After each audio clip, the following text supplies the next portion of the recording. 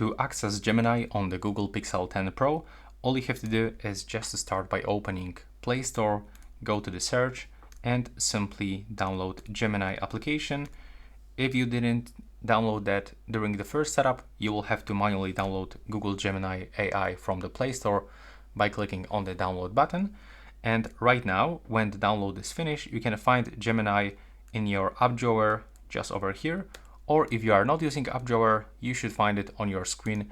And once you actually open this one, you can just use Gemini, ask Gemini, use voice search, or by clicking here, we can add some files or change its functions. And also, hi, I'm Gemini. We're about to go live, where you can explore complex. Yeah, and you can also use live Gemini feature, Alright, which is located here. And that's pretty much it. On the top, you can also change its model.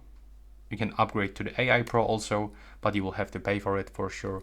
So that's all. Thanks for watching.